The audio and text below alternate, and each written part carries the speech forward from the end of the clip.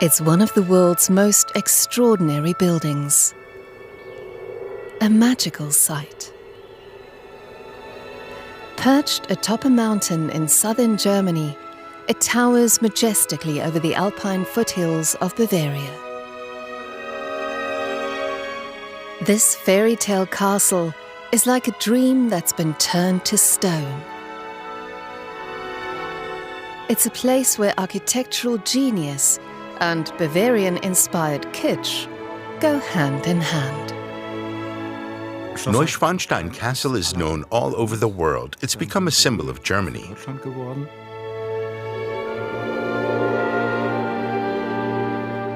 The setting as a whole, with the forest and the mountains, looks like something straight out of a fairy tale. But look closer and you see things aren't what they seem. Neuschwanstein is steeped in mythology and tragedy. It's inextricably linked to the fate of Bavarian King Ludwig II.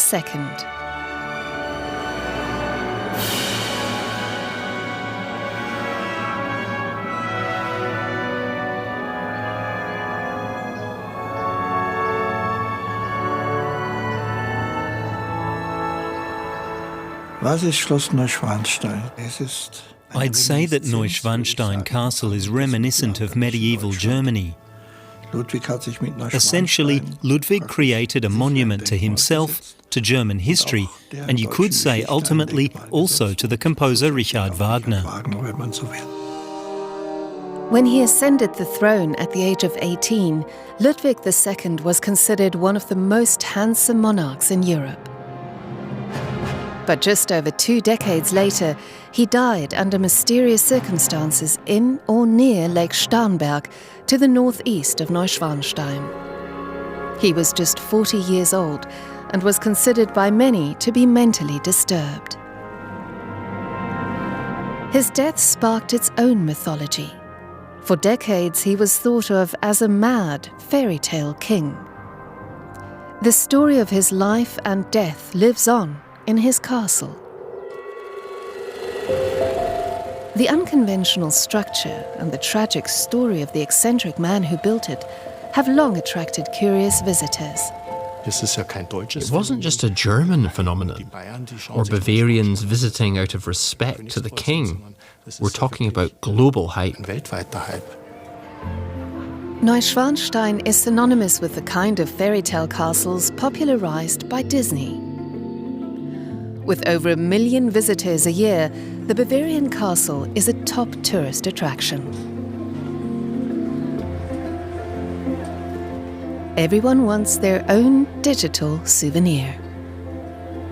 Neuschwanstein is number 1 in terms of visitor numbers, and of course we're proud to have it. It's especially important that we preserve the castle while also giving visitors a unique insight into it. These days, the castle has reached its capacity, with more than 6,000 tourists visiting each day. The damage we see can be put down to its use as a museum. If people had simply closed the castle off, drawn the curtains and left it alone, it would still be like it was on day 1. But the castle's popularity makes preservation a big challenge for the authority in charge of the building, the Bavarian Palace Administration.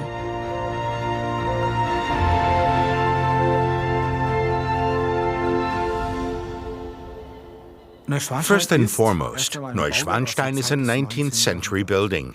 It's brimming with the unique way that Ludwig II approached the design. He essentially translated his innermost thoughts and feelings into architecture. So when you see Neuschwanstein, in a sense, you're also seeing the soul of Ludwig II. I don't know of any other building where that's the case. To this day, the king's vision continues to fascinate people. He was extremely driven and seemed to find solace in building projects. Another of his special constructions is the Herrenchiemsee New Palace. It's an homage to the Palace of Versailles outside Paris.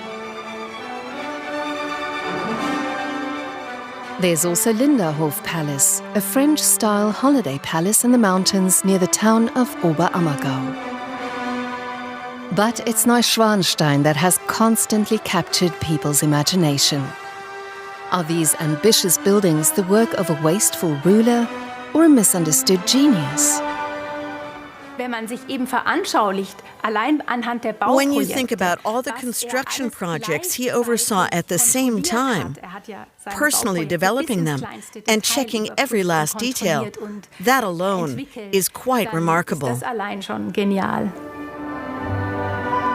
Otto Friedrich Wilhelm Ludwig of Bavaria was born on August 25, 1845, in Nymphenburg Palace outside Munich.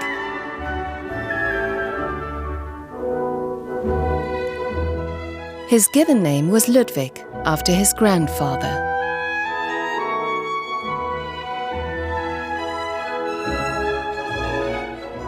Jean-Louis Schleem is an author and art collector. Ever since he was a child, he studied the life of Ludwig II. He's an expert on the Bavarian king. The mid-19th century saw a great political upheaval amid the coming of the industrial age. With steam power, things got much easier. Factories sprang up, and with them came the proletariat. The ruling princes saw the proletariat as a fundamental threat to their own power. After the good citizens of Germany's Biedermeier period, there was something like a powder keg, where people wanted to get rid of kings and rulers. It was into this extremely turbulent time that Ludwig was born. There were early signs that monarchy as a form of government was not going to last.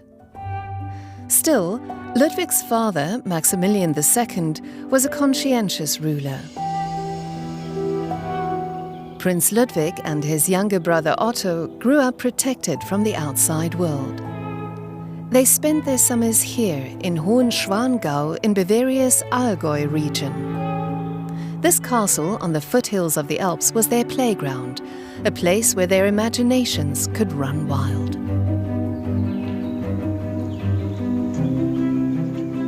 Historian and author Markus Spangenberg has delved deeply into the life of the king, tracing the origins of his architectural influences.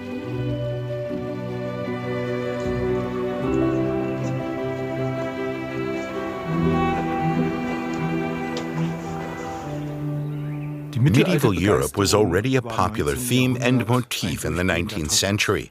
Ludwig's father, Maximilian II, had revived the style of the Middle Ages in the architecture of his Hohenschwangau castle, as well as in its wall paintings, so Ludwig II was very much his father's son and a child of his time.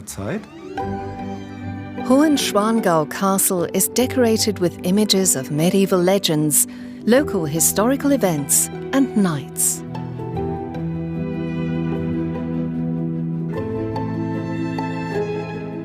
There is a clear sense of good and evil.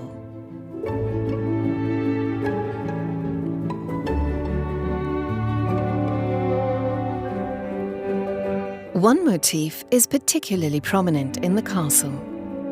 The dining room at Hohenschwangau can be seen as the origin of Neuschwanstein Castle. It was here that Ludwig II's father, Maximilian II, had murals painted that depicted the Swan Knight. The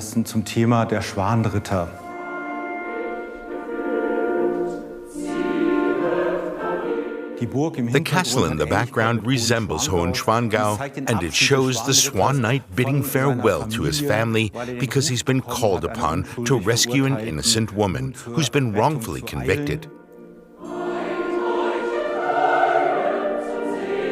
You can imagine Ludwig sitting here. He would have constantly had this image in front of him, and he was interested in all of Hohenschwangau's paintings, all the myths, legends, and tales that were depicted here. Folklore wasn't an inspiration only for the young prince. It also inspired German composer Richard Wagner, especially his opera Lohengrin. Ludwig was able to see the opera for the first time on February 2nd, 1861. His father had given him permission. Ludwig was not yet 16 years old. We can assume that Ludwig was deeply shaken and emotionally moved. He would have experienced the paintings of Neuschwanstein in the form of character and music. It's the kind of experience we find hard to imagine today because we're so overwhelmed with other stimuli.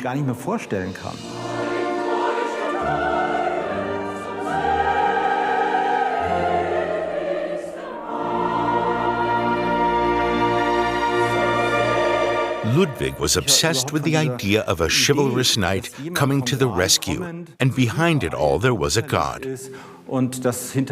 So much so, he later wrote a letter to Richard Wagner, stating that Lohengrin was the origin of his love for Wagner.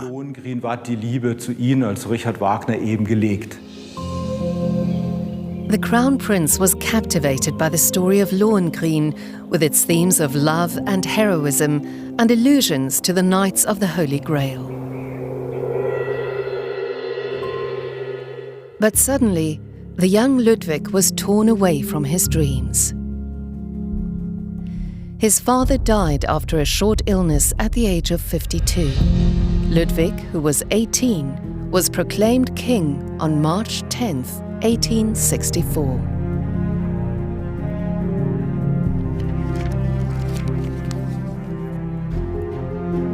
He wrote the word king in huge letters in his diary.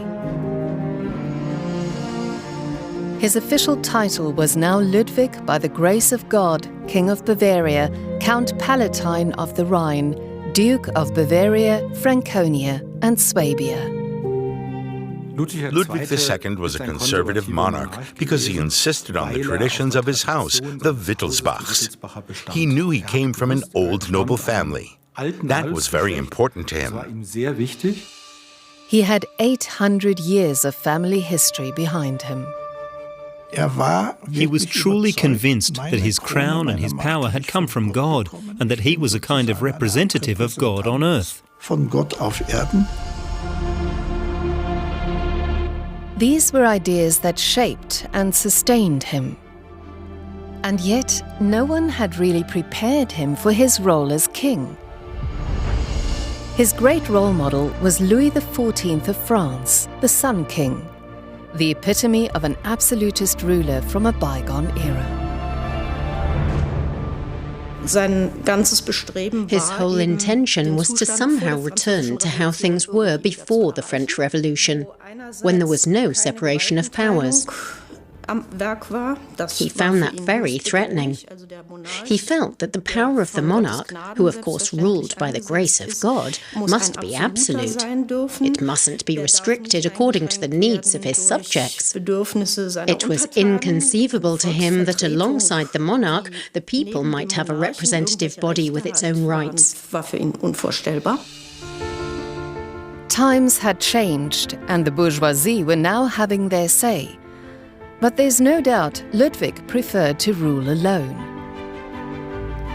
Since 1806, Munich had been shaped by the House of Wittelsbach. Its most magnificent streets, squares and bridges were named after Ludwig II's ancestors, including Ludwigstraße and Maximilianstraße. The young king wanted to immortalize himself through architecture too.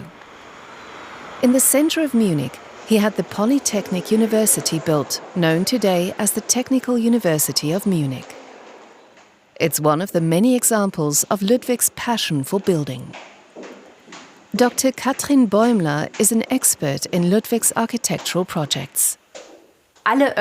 All state and public buildings had to be ultimately approved by him.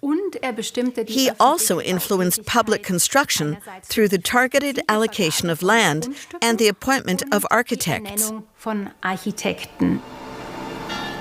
Ludwig was an enthusiastic builder. He also played a part in designing Munich's Marienplatz in the neo-Gothic style that was fashionable at the time.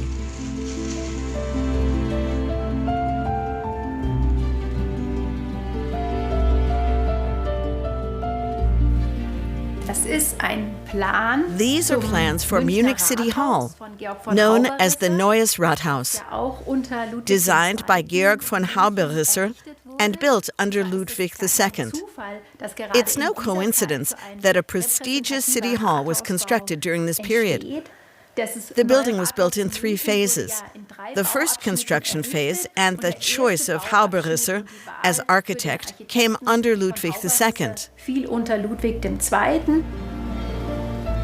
The king had plans for another building too. It was to be built for his musical idol, the composer Richard Wagner, of whom he was a generous patron.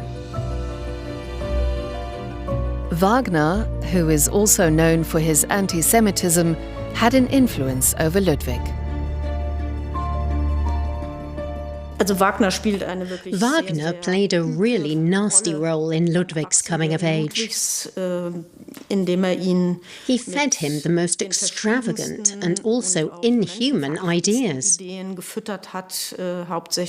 did that mainly so that, here in Munich, he would have Ludwig as a compliant patron.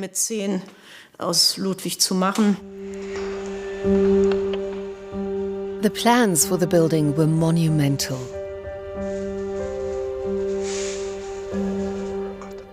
They showed just how much the king admired his favorite composer. This is one of the original plans for the proposed opera house in Munich, known as the Festspielhaus. Ludwig II began planning it immediately after ascending the throne in 1864. He commissioned Gottfried Semper, who at the time was the most prominent neo-Renaissance architect in the German-speaking world. Similar to his predecessors, Maximilian II and Ludwig I, he wanted to build a magnificent boulevard in Munich. It was to start at the Residenzpalace and run eastward across a bridge over the Isar River. The Festspielhaus was to stand on the eastern bank of the Isar, with a line of sight between the two. It was tailored to Wagner's ideas. Wagner had been commissioned by Ludwig II to complete his opera cycle, The Ring of the Nibelung, which Ludwig co-financed. It was to be an unparalleled opera house, built for Wagner. The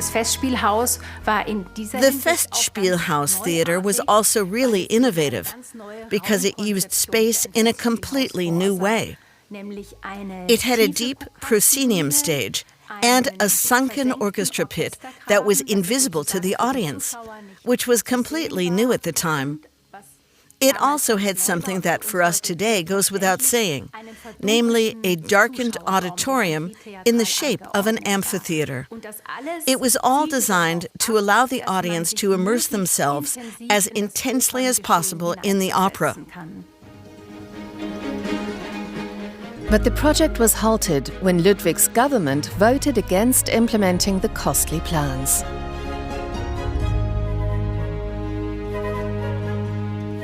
The pragmatic politicians in the Bavarian court realized quite quickly what Mr. Wagner was trying to do, namely to skim off large amounts of money. The young, inexperienced king had just lost his father and was looking for a role model. He was obsessed with Wagner's music, which has something orgiastic and narcotic about it, as Nietzsche once put it so beautifully. So Ludwig was being manipulated.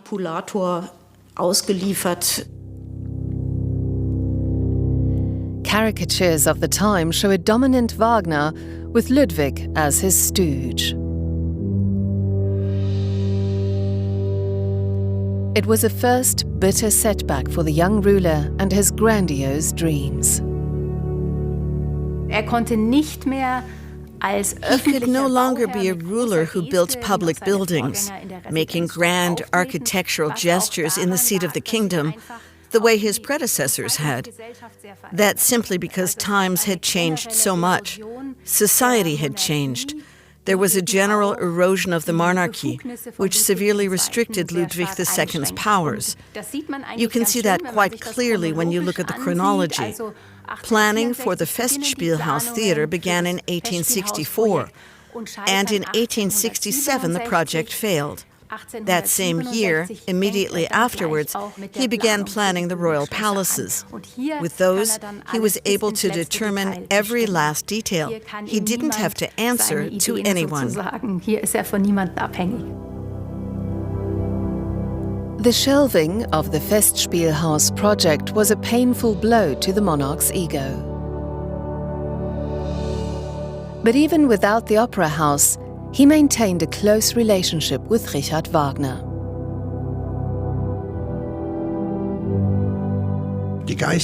Their intellectual friendship remained, as did Ludwig's love of Wagner's work. Ludwig began looking for a suitable location to build another stone monument, a building dedicated to the mythical world that both he and Wagner found so compelling.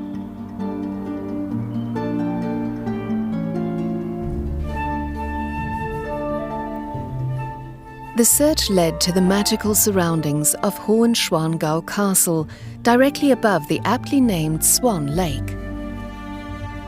It was where Ludwig had spent so many carefree days in his childhood. From here, there was an unobstructed view of two medieval castle ruins where the lords of Schwangau once lived.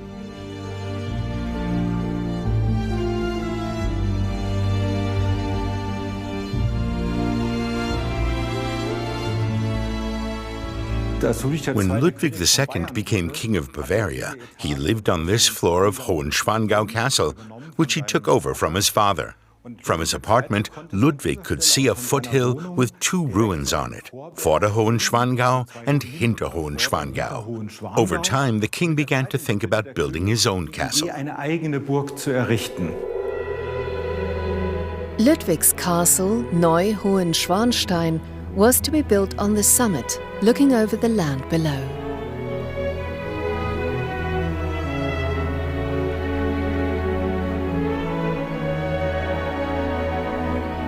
It was also going to be a kind of monument to Richard Wagner. Neuschwanstein is special in that respect. Not only does it represent Ludwig, it's also a kind of spiritual home for Wagner and his operas.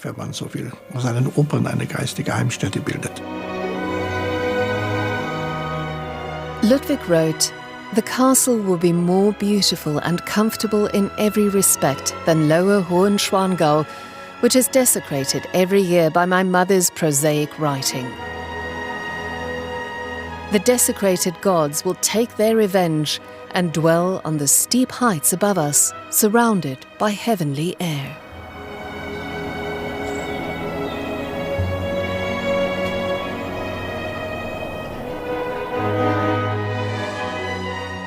Instead of an opera house, a castle would now pay tribute to Ludwig's idol, Richard Wagner.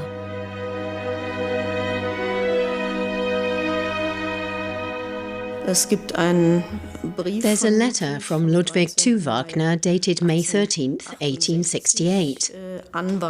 In it, he explains this concept of Neuschwanstein.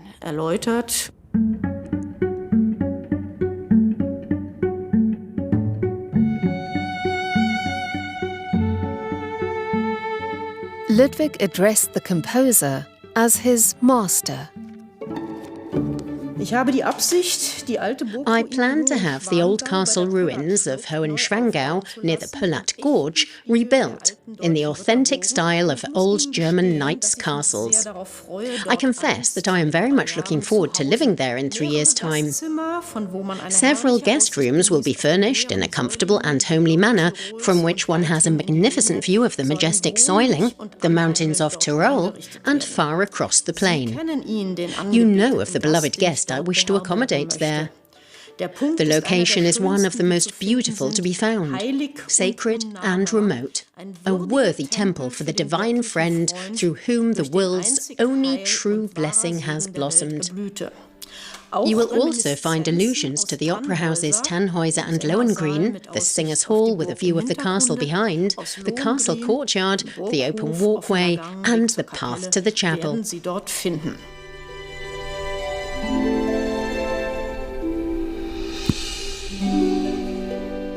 already, Ludwig dreamed of walking through the castle with Richard Wagner.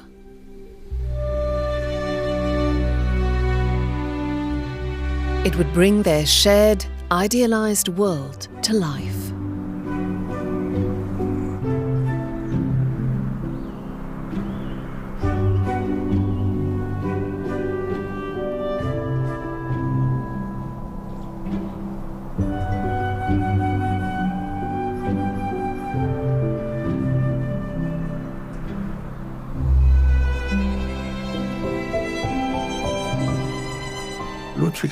When you look around a bit, you see that Ludwig's Neuschwanstein castle isn't unique around that time. There's La Bocra Castle and Pierrefonds Castle and Wartburg Castle. There are lots of them. It was a great fashion of the time. Wartburg Castle in Thuringia was an inspiration for the king. He was especially taken with its style and design. In 1867, he traveled to Thuringia to visit the site of the singing competition that's depicted in Wagner's opera Tannhäuser.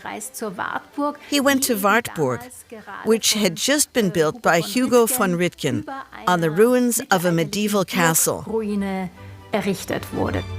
Built to resemble the Middle Ages, it's an example of historical style.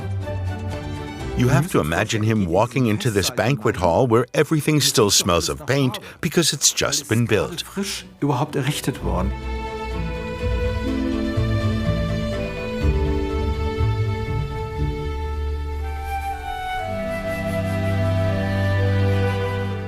Ludwig then sees the Singers' Lounge. That, together with the stage sets from Lohengrin, give him the idea that he could take all of this and use it for his own castle. Another source of inspiration was Pierrefonds Castle in France, which was still under construction when he saw it. The original structure dates back to the Middle Ages. It was expanded into a private residence for Napoleon III. In 1867, he travelled to Paris. He visited Pierrefonds Castle with Napoleon III, and he was impressed by the sight of its turrets. The soaring towers were a revelation to the Bavarian king. But Ludwig wasn't only interested in historical inspiration. 1867 also saw the World's Fair open its doors in Paris. There he was drawn to the latest in technological developments. When he traveled to the World's Fair, the concept of country pavilions was first being implemented. Visitors could go from one country to another, immersing themselves in these walk-through exhibitions. It was a formative experience for the young king. He looked for any opportunity to escape reality. He then had Neuschwanstein Castle designed by theatrical painters, primarily Christian Jank, who drew up the plans for him. Eduard Riedel was involved as an architect. They presented the king with plan after plan. Ludwig would say, "I like this, I don't like that, this needs more work," and so on. What emerged was a building where the upper courtyard looked almost like a stage set from Lohengrin.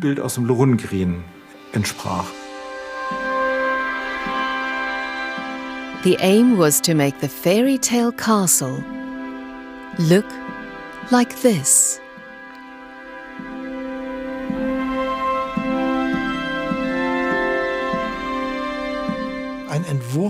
The design for something always looks more spectacular than the final result. The final result is what's feasible, what was able to be constructed. Some of the battlements and turrets simply couldn't be built.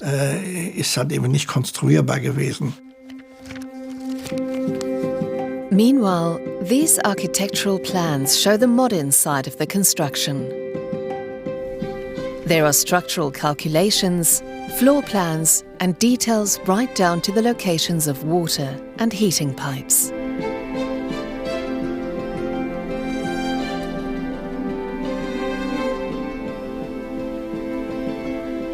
One of the many things revealed by the plans is the way Ludwig II approached the construction of these private royal palaces. Essentially, he treated building projects like research projects. He read extensively on the subject.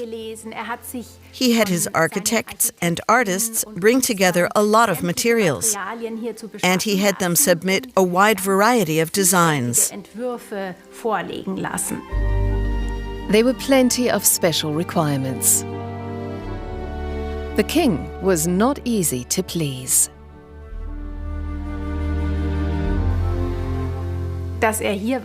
Rather than commissioning the most prominent architects, people like Gottfried von Semper, he found lesser-known architects because he was in a better position to give them directions. He was like the artist in the process, the source of ideas. On September 5, 1869, construction manager Heinrich Herold performed the ceremonial laying of the foundation stone. Before the castle could be built, the rocky outcrop had to be partly blasted away.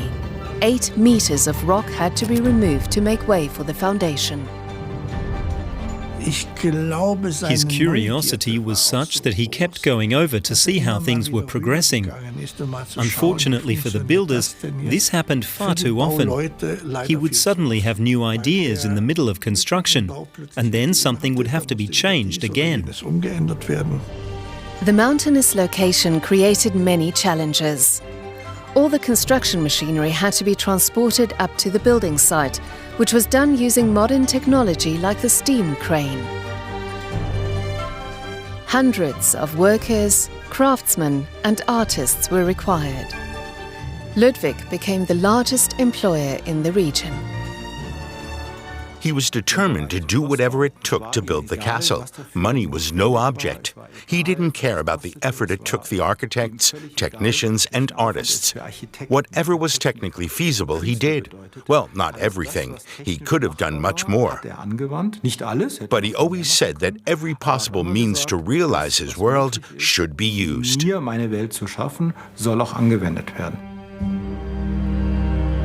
It was a large-scale construction, and there were many complications. Local Schwangau records state that on April 23, 1875, at 6 o'clock in the morning, the construction manager Heinrich Herold committed suicide by shooting himself in the heart. He had been suffering from what was referred to as mental derangement. The building work took much longer than planned.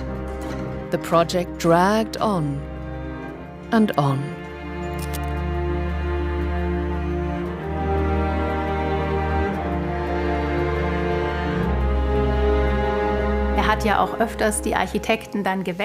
He often changed architects when he wasn't happy with them.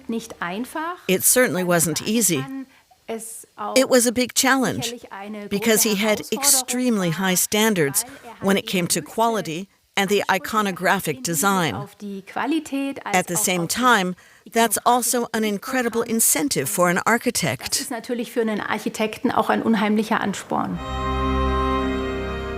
the 3rd floor, he let his imagination run wild.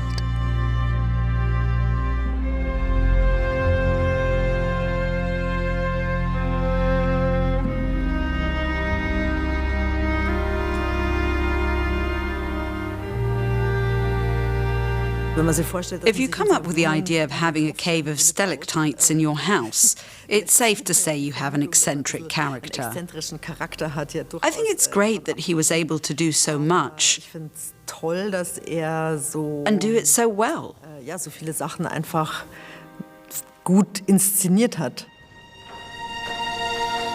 The building work spanned decades and cost a fortune.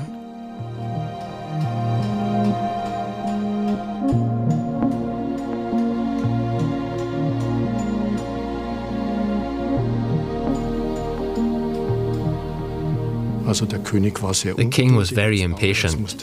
He expected things to go quickly and for the work to keep progressing. That led to things like not enough time being allowed for the plastering to dry. It was painted over too quickly, which resulted in changes in colour and staining. Some of that is still visible today. It can be put down to how quickly things were being done. Since 2017, all parts of the castle have been undergoing restoration, for the first time since Neuschwanstein was built 150 years ago.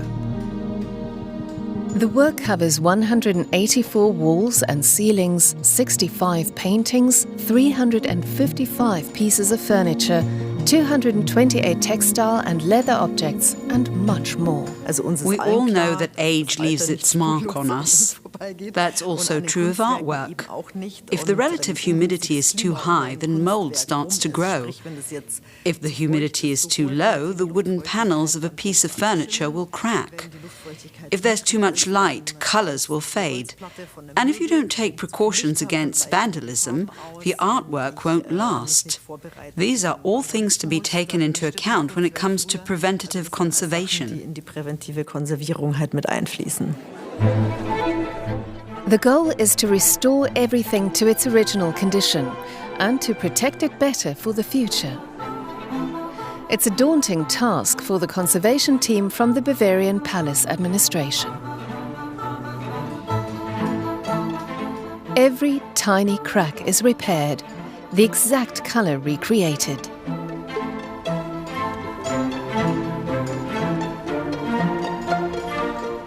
Gold leaf is used to decorate surfaces.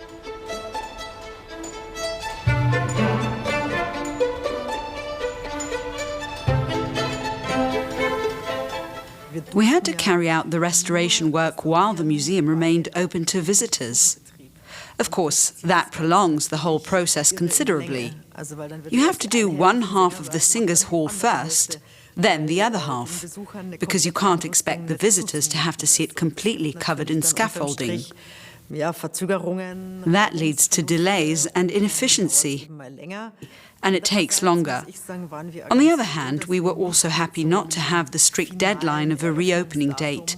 We've worked persistently and steadily alongside the visitors. The result is really great.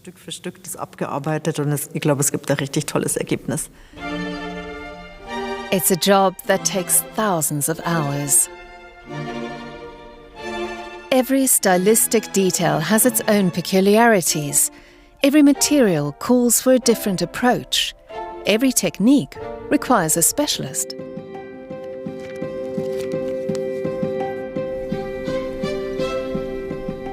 Bavarian court records from the time of construction contain detailed accounts of the interior design. All decisions were precisely documented, designs had to be approved, and items were commissioned and custom-made.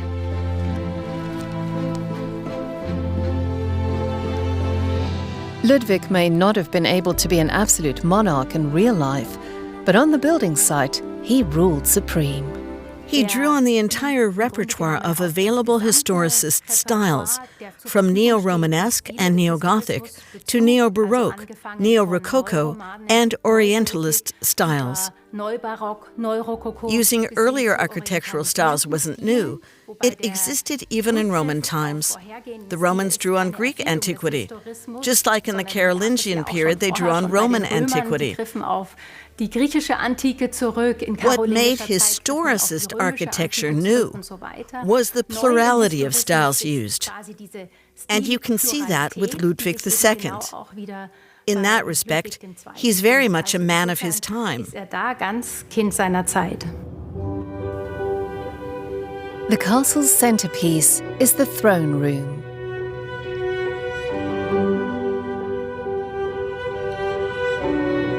It's an architectural and artistic masterpiece.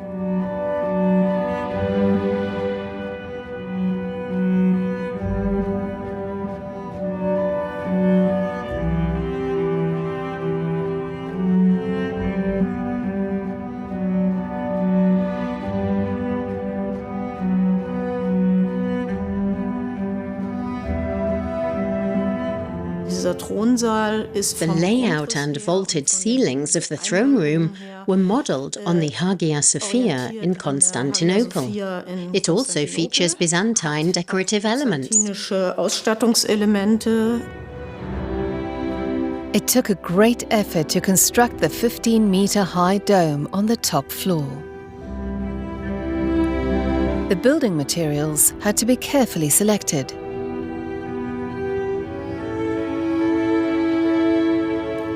The columns of almost all opera houses built in the 19th century were no longer marble, but something called scagliola. That includes the famous Dresden Opera House and the Munich State Opera. The columns were made from scagliola because it was a modern technique. It was lighter, and using it solved lots of major structural problems. Scagliola, a kind of stucco marble, looks deceptively real. But it's both lighter and cheaper than real marble.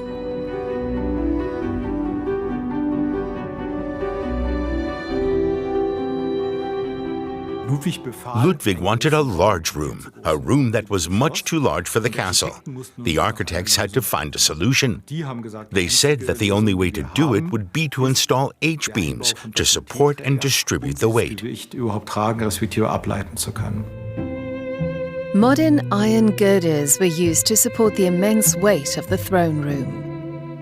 Today, they form the ceiling of the visitors' cafeteria.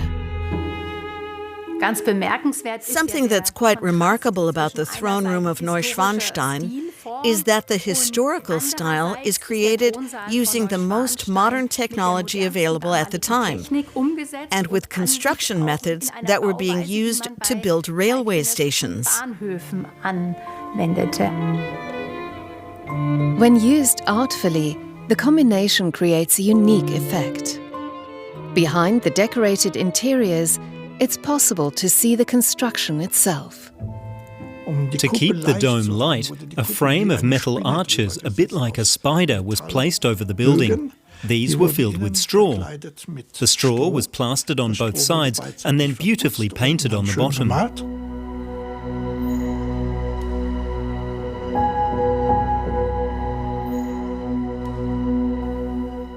There are cast iron columns coated with scagliola. There's a gilded artificial stone ceiling, and there are iron girders bridging the wide spans. So there's a big contrast between historical style and modern construction techniques. But that contrast is very characteristic of the time. The room is a mixture of throne room and church.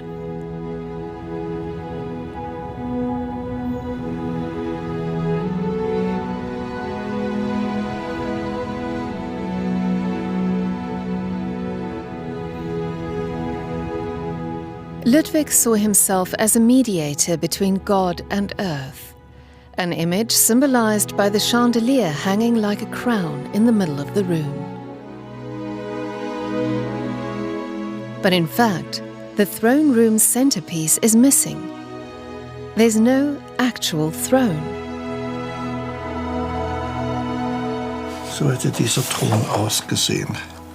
This is what the throne would have looked like.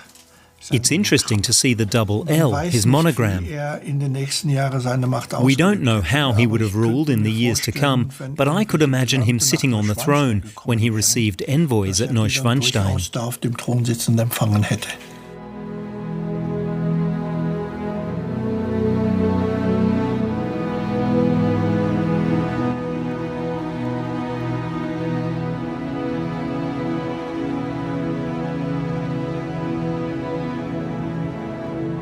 In this cosmology between heaven and earth, Ludwig ruled between this world and the next.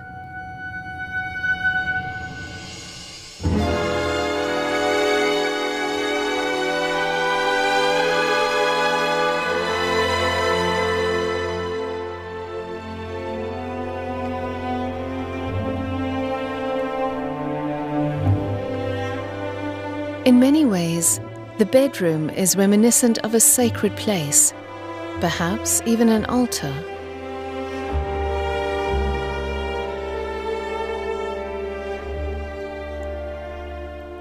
On the walls, scenes from Tristan and Isolde tell of love and suffering.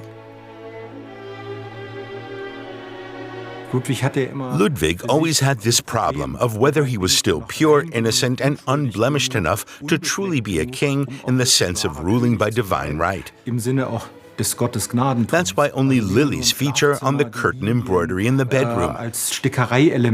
It's not just because lilies are beautiful, they're also a flower that represents purity and innocence. Symbols like that were thought to bring both purity and strength.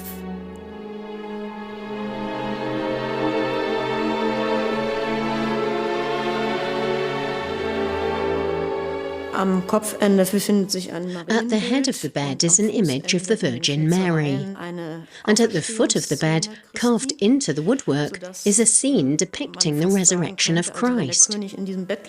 You could almost say that when the king lay in this bed, he was taking the place of Corpus Christi, the host.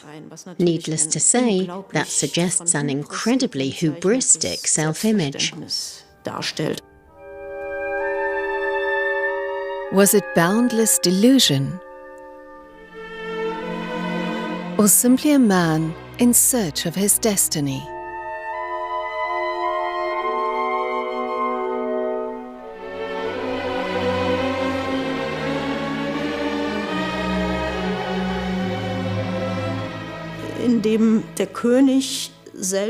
In Neuschwanstein, the king himself represented the holiest of holies, and this made the castle, in a sense, the site of the Holy Grail.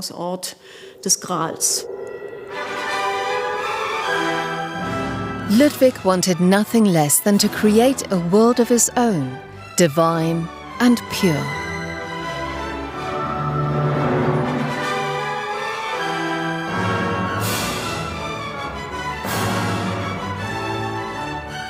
His castle was a consummate work of art, which took on a magical allure.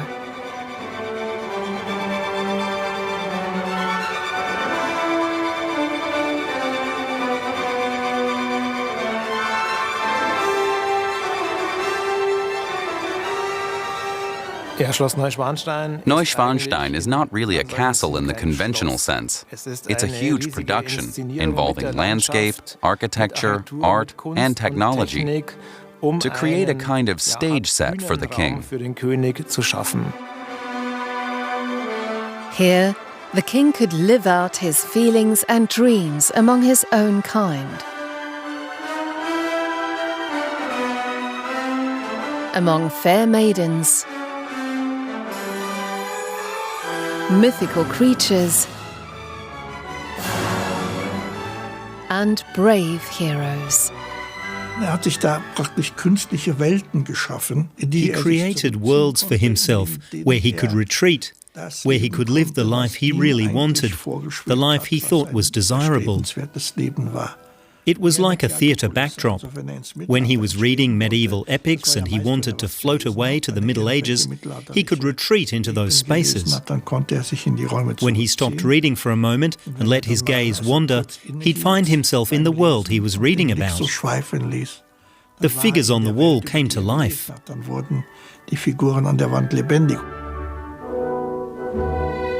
Ludwig fled from reality. His drug? Mythology and the music of Wagner.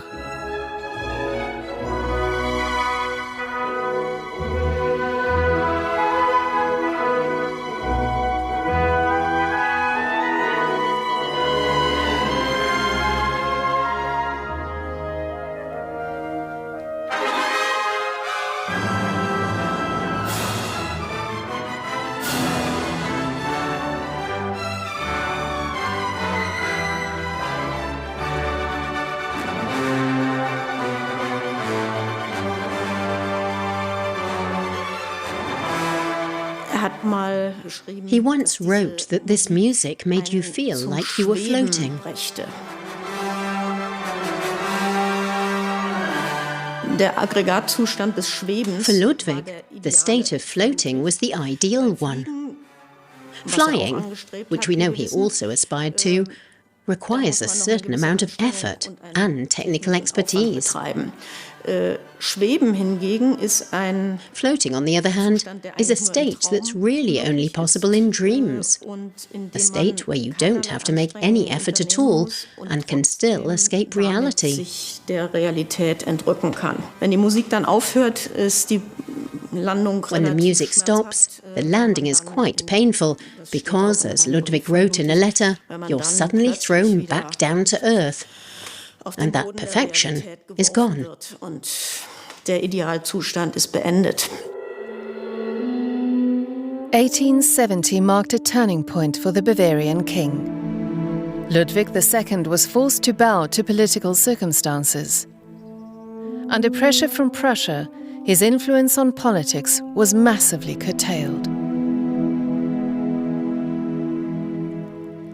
Here, at his retreat at Hohenschwangau Castle, he had to make a difficult decision.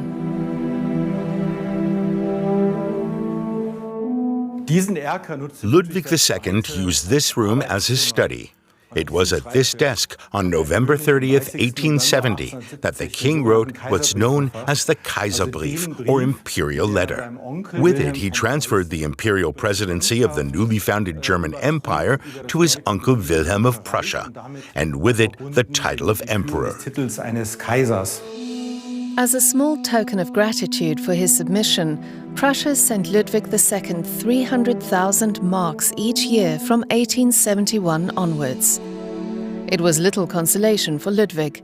He would have preferred that the Kingdom of Bavaria remained somewhat independent. Ludwig writes this letter knowing that in doing so he's transferring his sovereign rights as King of Bavaria to the Prussian king, or rather the German emperor.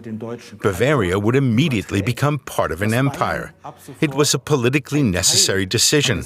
There was no alternative. But it still caused him a lot of suffering from that moment on.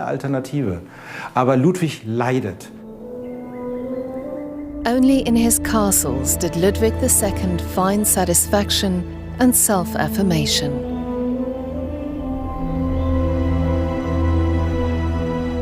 He was completely absorbed in their planning and design. For him, they were a last refuge where he could fantasize about his former position of power.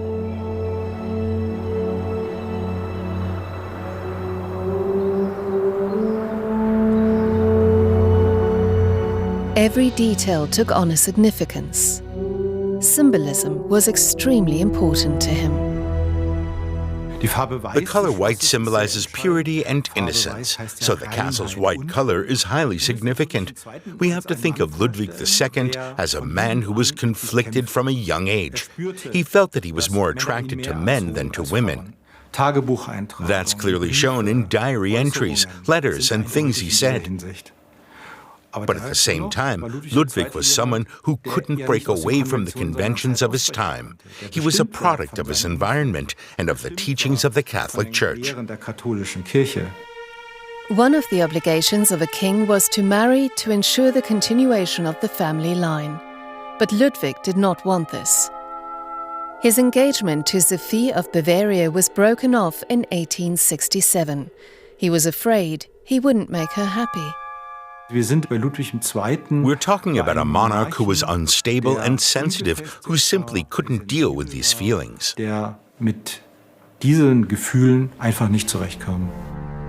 He was like a prisoner in a golden cage.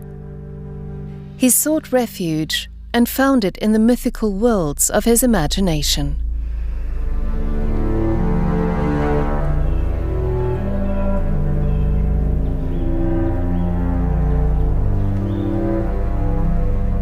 At first glance, Neuschwanstein looks like an old building, but if you look closer, you can see that the windows are much too large and rounded. So even from the outside, you can see something isn't quite right.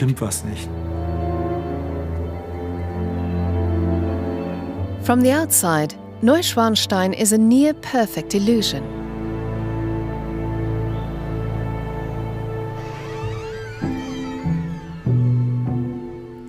inside, it's a functional building with hidden staircases, recesses, and unexpected nooks and corners.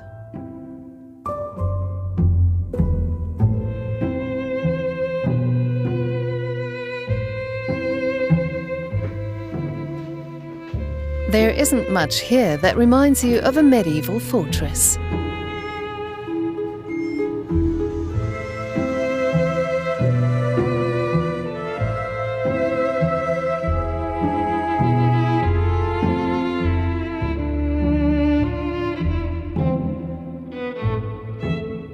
Yes, it's the historicist style of the 19th century. But a toilet, a bell system, needless to say, these things have nothing to do with a medieval building. Despite his aesthetic preferences, Ludwig loved modern comforts. Having a telephone system was essential. I think he used the technology available to him whenever it helped him achieve exactly what he wanted. Take the telephone system. It allowed him to avoid contact with the servants in the kitchen and to get whatever he wanted as quickly as possible. So it optimized the downward chain of command. The king wanted to be left in peace.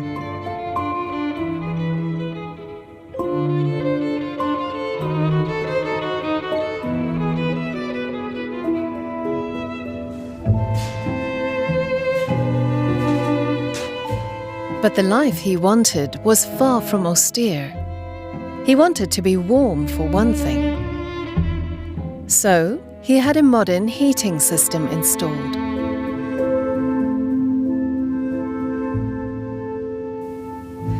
Ludwig II had a kind of central heating system. The fire was stoked in the basement, and warm air then flowed through air vents into the rooms he occupied. There was also running water, pumped up from the Pöllat Gorge. This, together with the heating and the telephone, was modern for the time. It was a standard of living Ludwig did not want to do without. But there was one modern convenience the king was less fond of. He was becoming increasingly eccentric, sleeping during the day and staying awake at night. And instead of using electric light like the castle has today, he preferred the old medieval methods. While other technology from the previous few decades was used, Ludwig didn't even use electricity to light his palace. Elizabeth of Austria had already lit up her Hermes villa, hotels were electrified, and theaters like the Opéra Garnier in Paris. Everything was lit up. So why didn't Ludwig do the same? Probably because he didn't need electricity in his case, because petroleum lamps and candles were simply more suited to his environment. Hundreds of candles were used. In their flickering light, the boundaries between reality and fantasy became blurred.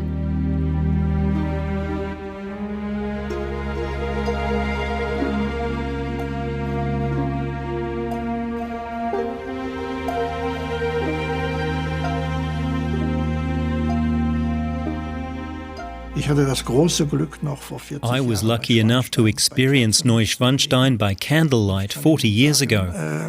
I can tell you that it can be quite eerie at times when the figure of Lohengrin watches you as you walk through the hall, and you suddenly have the feeling that he's moved. The colours are such that, by candlelight, everything seems incredibly alive.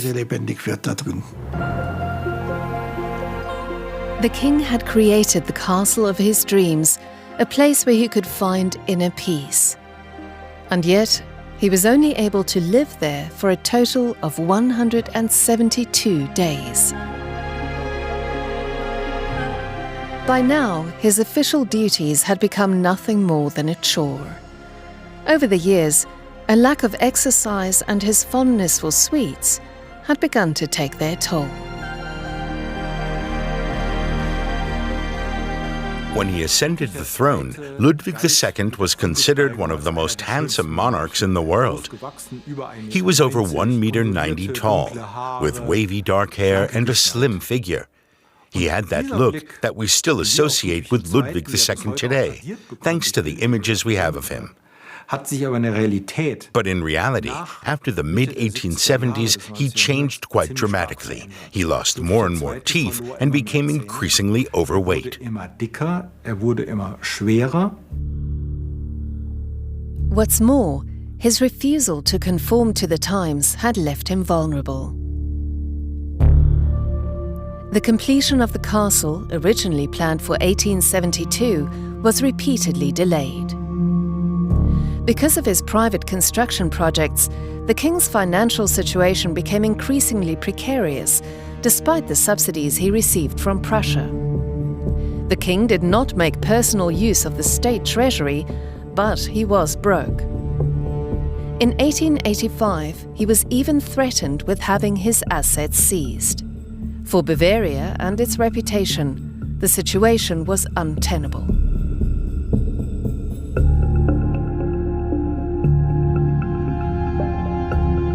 But still, Ludwig refused to back down. It was the beginning of the end. The law stipulated how much money the king would receive to cover certain expenses for his residences, servants, and private gifts. Ludwig II tried to pay for his architectural projects with the remainder, but it didn't work. He spent more money on his buildings than he actually had. Banks had to step in, but that didn't help either. He was in a lot of debt, and even then, he was still planning further building projects. He had plans drawn up for a Chinese palace and was planning some smaller pavilions. He also wanted to build a new castle, again on a mountaintop. The drawings show that it was far from modest.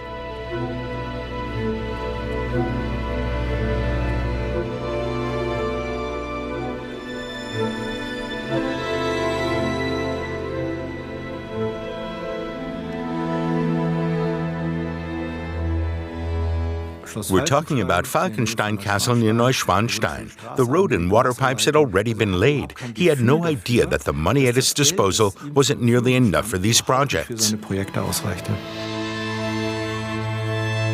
The monarch was losing touch with reality. He had no sense of what was feasible. A caricature referred to him as King Lohengrin. Among the people, he was criticized for being aloof and for his high spending.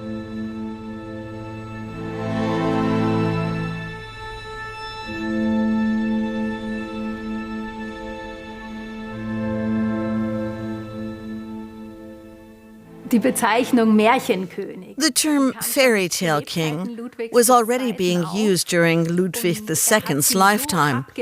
He was so against it that he made it a punishable offense because it stands for a king who's out of touch with reality. The king became estranged from his people.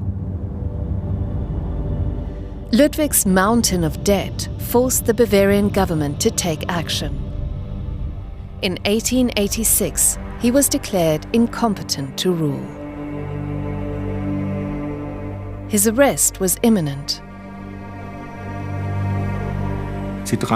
They came to Ludwig at Neuschwanstein Castle. They informed him that he had been declared mentally ill and would be transported to Berg Palace on Lake Starnberg for his own protection. There they would take appropriate measures to restore his health. The king was detained, humiliated, and declared insane.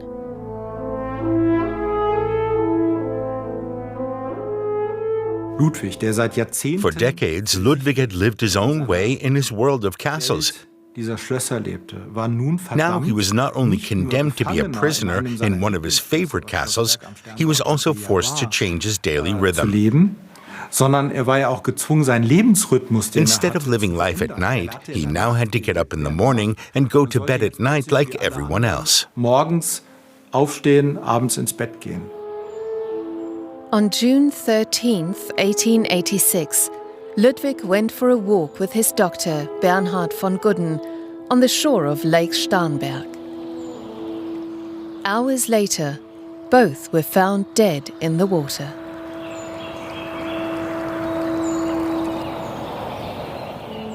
The mystery became part of the king's own mythology. Was it an accident? Suicide? Murder? Definitiv wissen wir nicht, was We don't know for sure what happened. The most likely scenario is that Ludwig II wanted to escape from the situation he found himself in. Given that he had fallen so violently from his world into the reality of his existence, it's understandable that he might have wanted to commit suicide. nicht das Streben gehabt haben, Selbstmord zu begehen. The king had been just 40 years old. His death shocked his subjects. Thousands paid their respects.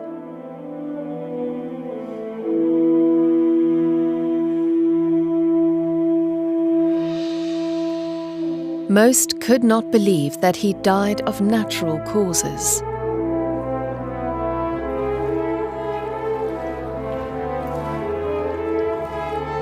The unexplained circumstances intermingled with the legends the king held dear. That day, June 13th, 1886, was Pentecost Sunday. Ludwig went for a walk, even though it was raining. He may well have thought about the legend that people who are pure of spirit and who go into the water at Pentecost get reborn as swans. Wiedergeboren werden.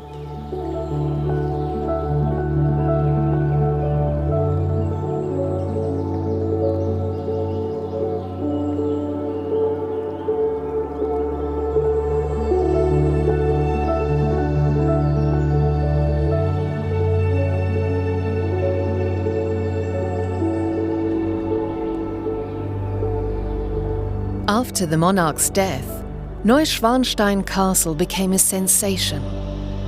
Not always in the way its builder had intended. During World War II, it was misappropriated. For decades, Ludwig himself was dismissed as a mad king. His magnum opus became a model and national symbol within Germany, despite the fact that the misunderstood king left behind a lot of unanswered questions and unfinished projects.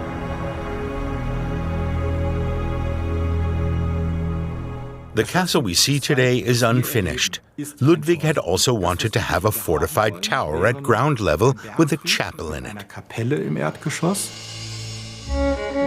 The structure, a 90-meter-high tower in the middle of the courtyard, was never built.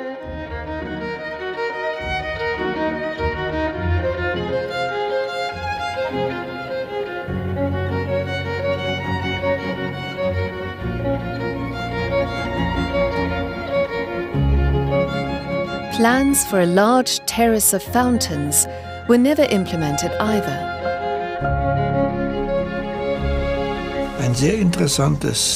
This plan reveals an interesting detail. It shows what was intended for the rear of the palace. Here we have the exit from the bathroom. From this terrace, one would have looked down into a kind of enclosure where Ludwig had planned to keep a live bear. einen lebenden Bären zu halten. Man sieht das sehr gut auf dieser. You can see it clearly in this model.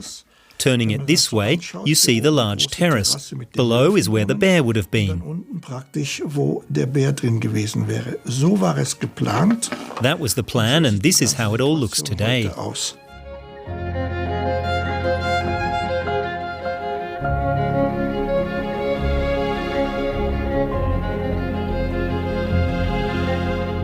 All that remains of this plan today is a door leading to nowhere.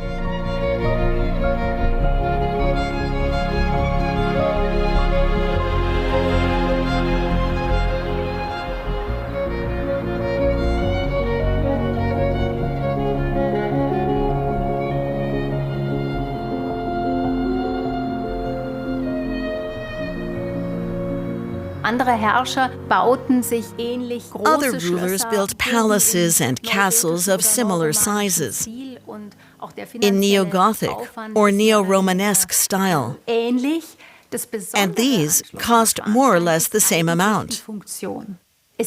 What's special about Neuschwanstein Castle is its function. Ludwig II wasn't interested in living there in any particular luxury, and it wasn't built for him as a representative of the state. It was built so he could immerse himself in his imagined world, to create whole rooms dedicated to his ideas.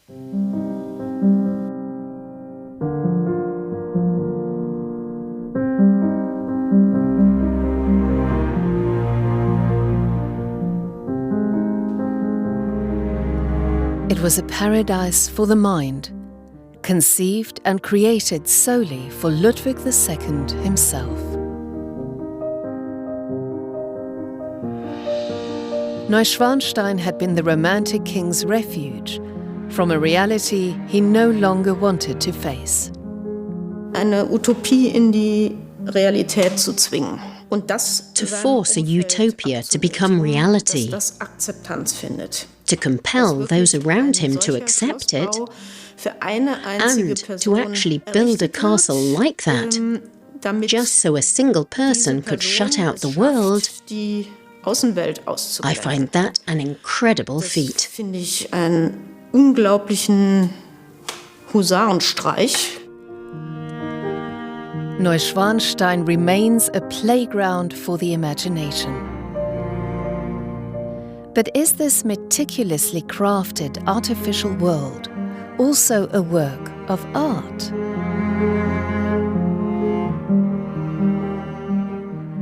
Was ist Kunst? What is art? We usually say that what our grandfathers produced is not art, but what our ancestors produced is. I grew up in a time when Neuschwanstein and Linderhof were considered totally kitschy. They weren't valued at all. Today, times have changed. Today, they're being meticulously restored because they're considered great 19th century art. The Bavarian Palace administration is now responsible for the building. The renovation work is estimated to cost 20 million euros.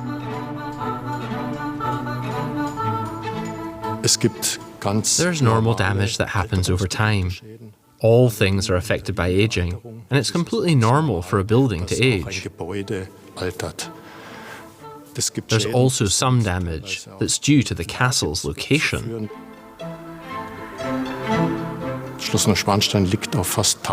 Neuschwanstein is situated on a mountaintop at an altitude of almost 1,000 meters.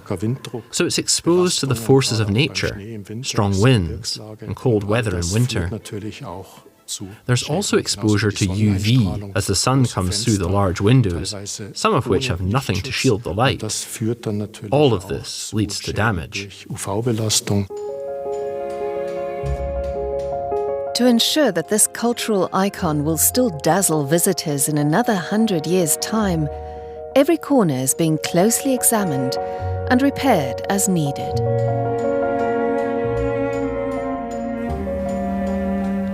The visitors breathe and sweat.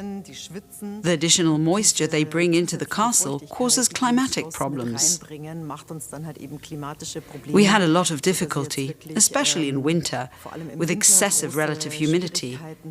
There were damp walls, mold growth, and unpleasant things like that.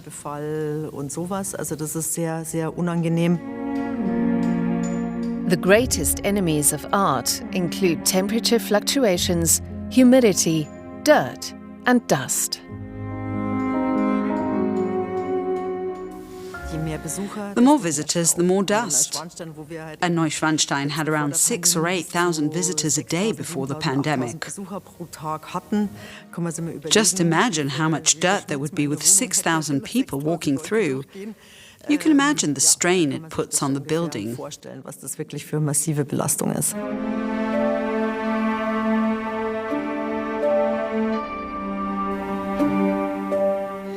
We've carried out quite a few scientific studies and found that the dust comes directly from the visitors.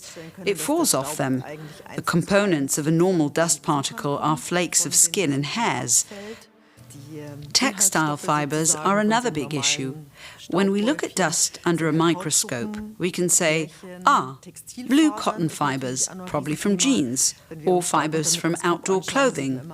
Under the microscope, you can see quite clearly what they're made of. Das kann man unter dem Mikroskop ganz gut sehen und dann sieht man, wie sich der Staub halt zusammensetzt. Conservation is a Sisyphean task. The man who dreamt up Neuschwanstein would never have imagined all this. Ludwig always tried to shield his construction sites from public view, even Neuschwanstein, which was visible from the plain. When Ludwig died, the castles were suddenly accessible to the public. People flocked here to see this mysterious castle that had been talked about so much in the newspapers. There were even books published in his lifetime that referenced it.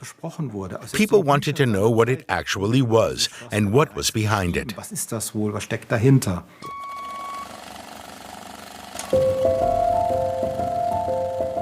The castle was opened to the public just 6 weeks after the king's death. For the price of a few coins, people could indulge their curiosity. Postcards and photographs also became fashionable. Until then, people had known that kings lived luxurious lives in beautiful surroundings, but most didn't know what that meant. The postcard allowed people to suddenly see the inner workings of these castles and what was seen as the fairy tale life. So Neuschwanstein came to stand for princely life and magical surroundings.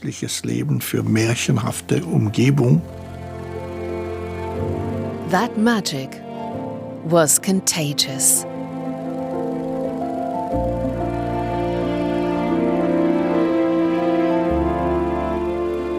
Especially after Ludwig II's death, there was enormous interest in the king, both in Bavaria and Germany as a whole. People wanted to see this castle most of all, but they also wanted to see how this tragic king had lived and what had happened there.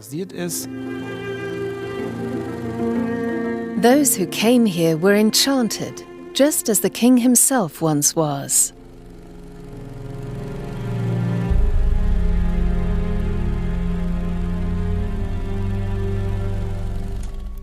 In early 1933, Adolf Hitler visited Neuschwanstein Castle on the 50th anniversary of the death of Richard Wagner. Both Ludwig II and Hitler greatly admired the composer. But it was a one-time visit for the Nazi leader. 8 years later, with World War II raging, the Nazis wanted to keep their looted art safe from Allied bombers. So the remote Neuschwanstein castle was repurposed. Later, in April 1945, US troops reached the castle.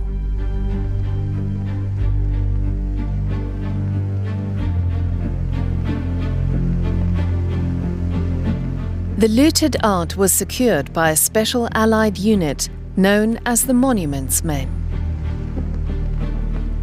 In Neuschwanstein, they found objects mainly from Paris and occupied France. They saved boxloads of sculptures, jewelry, and paintings. After World War II, the Americans began to spread the image of this undamaged, white, pristine castle around the world. They told their families about it. Photographs emerged. All of that helped to make Neuschwanstein a surefire success.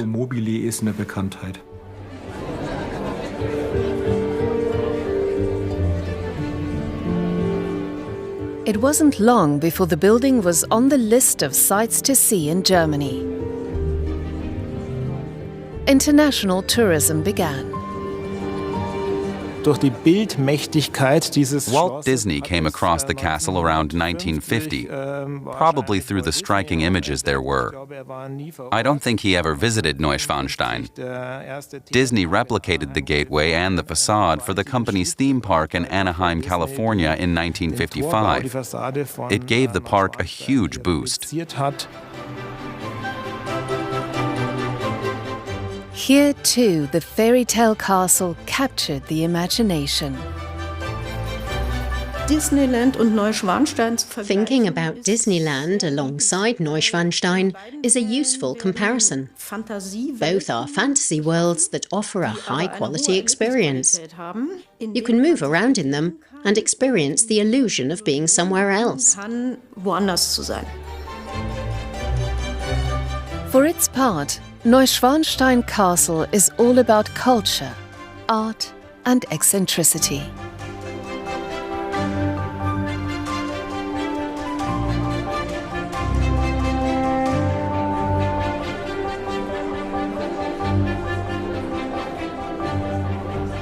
Es ist gerade im Ausland It's the positive image of Germany, especially abroad.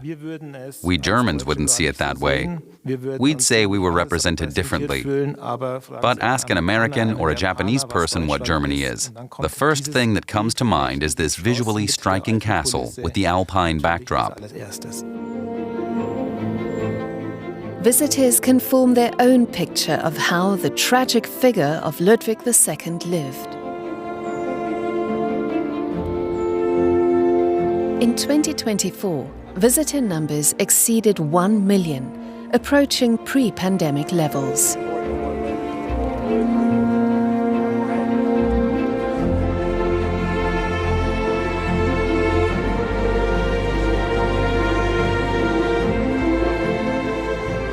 Aber summa summarum, es hat bis heute überlebt. At the end of the day, it's survived this long.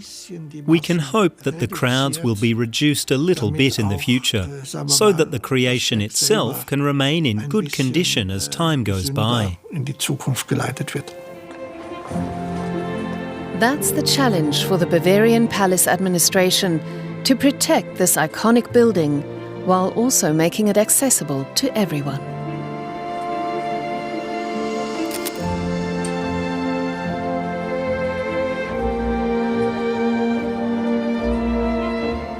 Neuschwanstein's popularity is unstoppable.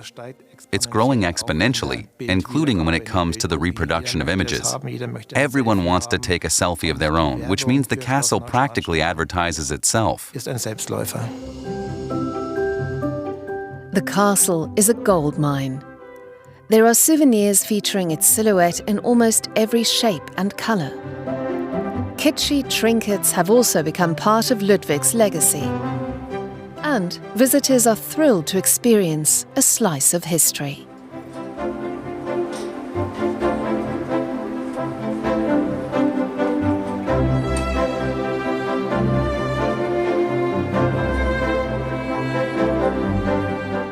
We're here today in the peak summer season. You can see how crowded it is. Everyone here is looking for something. First and foremost, to compare the real thing to the picture they've seen, the images they have in their minds. There may also be a kind of longing to explore a fairy tale castle, to see what that might look like. Everyone has dreams, and perhaps they'll be fulfilled here at Neuschwanstein Castle.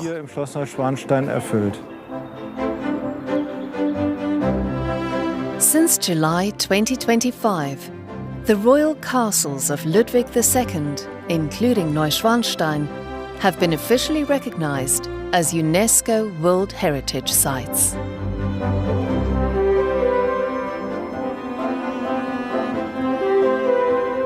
The title of World Heritage Site puts the castle on a par with the pyramids of Giza or the Eiffel Tower in Paris. UNESCO World Heritage status means responsibility and long-term protection. Neuschwanstein and its surroundings need that. It's a unique human-made landscape. To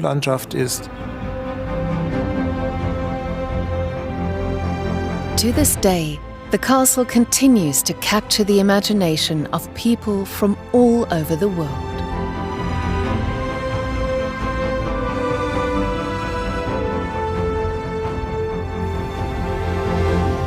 It's wonderful to see who visits Neuschwanstein. There are people from India, China, America, Italy. They all stand in the castle courtyard with their mouths open, taking photos and selfies. It's unifying, and it's democratic in a way, because everyone comes and looks at it, and everyone has a different approach to it. But somehow, they all come together there. Neuschwanstein, once the product of royal eccentricity and megalomania, now a cultural icon and UNESCO World Heritage Site. It will doubtless continue to fascinate people, giving them a glimpse into a bygone fantasy world.